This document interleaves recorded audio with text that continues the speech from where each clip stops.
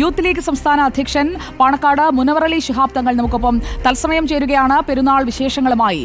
നമസ്കാരം പാണക്കാട് സയ്യിദ് മുനവർ അലി ശിഹാബ് തങ്ങൾ. ഈദ് മുബാറക്. നമസ്കാരം, ഈദ് മുബാറക് സുജയ. എന്തായി ആഘോഷങ്ങളൊക്കെ കൊടപ്പനയ്ക്കൽ? കൊടപ്പനയ്ക്കൽ ആഘോഷം നടന്നുകൊണ്ടിരിക്കുകയാണ്. ഇപ്പോൾ ഞങ്ങളൊക്കെ പള്ളി വിട്ട് വീടുകളെത്തി. ഇപ്പോൾ ഗൃഹസന്ദർശനമാണ്. സാധാരണ പള്ളി കഴിഞ്ഞാൽ എല്ലാ അടുത്തുള്ള വീടുകളിലും കുടുംബ വീടുകളിലൊക്കെ പോയി എല്ലാവരുമായി സൗഹൃദം പങ്കുവെക്കുക, ഒന്നിച്ച് ഭക്ഷണം കഴിക്കുക, ഇങ്ങനെയാണ് പാരമ്പര്യമായി ഞങ്ങൾ നടത്തി പോരുന്നത്. ഇന്നും അതുതന്നെയാണ്. ഇന്ന് പള്ളിയിൽ എല്ലാവരുമായി നമുക്ക് നാട്ടുകാർക്കും വീട്ടുകാർക്കും അവരോടൊപ്പം കൂടുതൽ സമയം ചെലവഴിക്കാൻ കിട്ടുന്നൊരു ദിവസം കൂടിയാണിത്. അപ്പോൾ ഈ ഒരു വലിയ സന്തോഷത്തിൻ്റെ ദിവസമാണ്.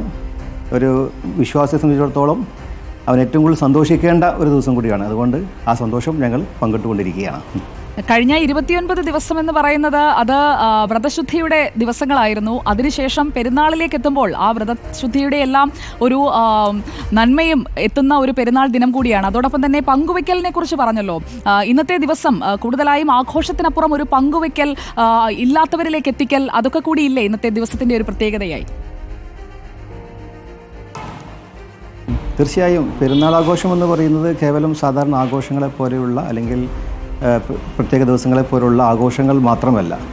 അത് എല്ലാവരെയും ചേർത്ത് പിടിച്ചുകൊണ്ട് എല്ലാവരെയും സന്തോഷിപ്പിച്ചുകൊണ്ട്, പ്രത്യേകിച്ച് ഫിത്ർ സക്കാത്ത് എന്നാണ് ഈദുൽ ഫിത്തർ എന്നാണ് ഈ ഒരു പെരുന്നാളിന് പേര് നൽകിയിട്ടുള്ളത്. അതുകൊണ്ട് അതിൽ നിർബന്ധമായിട്ടുള്ള ഒന്നാണ് ഫിത്ർ സക്കാത്ത്.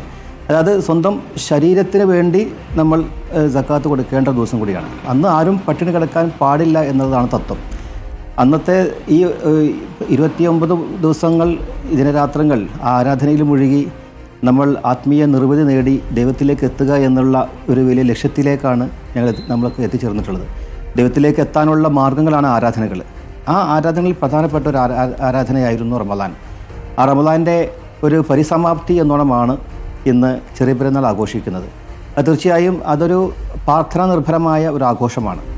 അന്ന് ദൈവത്തിലേക്ക് നമ്മൾ മടങ്ങുകയും നമ്മൾ അലിയുകയും ദൈവത്തിലേക്ക് അടുക്കുകയും ചെയ്യുന്നതോടൊപ്പം തന്നെ ദൈവത്തിലേക്ക് അടുക്കാൻ ആരാധനകൾ മാത്രം പോരാ, അതിനപ്പുറത്തേക്ക് തൻ്റെ സമൂഹത്തിലുള്ള നിർധനരായ ആളുകളെ അവരെ കൂടി സന്തോഷിപ്പിക്കുമ്പോൾ മാത്രമാണ് അവർക്ക് ആ ഒരു ആരാധന പൂർത്തീകരിക്കാനും ആ ആഘോഷത്തിൽ പങ്കുചേരാനുമുള്ള അവകാശമുള്ളൂ എന്ന് സ്ഥാപിക്കുകയാണ്.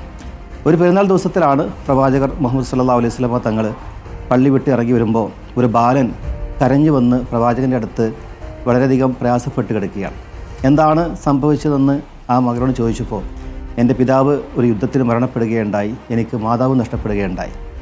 എന്നിട്ട് അവനെ ചേർത്ത് പിടിച്ചുകൊണ്ട് പ്രവാചകർ അവർ വീട്ടിലേക്ക് കൊണ്ടുപോയി.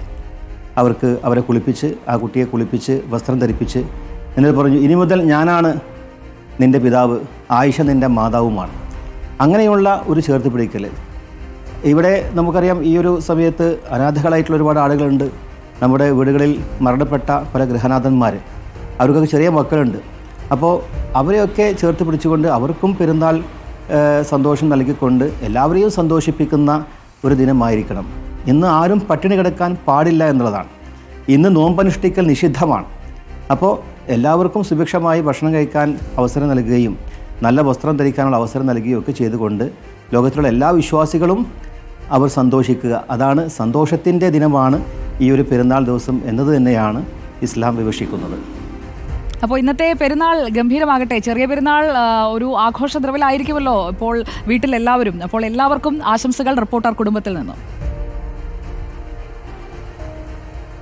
തീർച്ചയായും. Thank you very much Sujaya. Thank you reporter.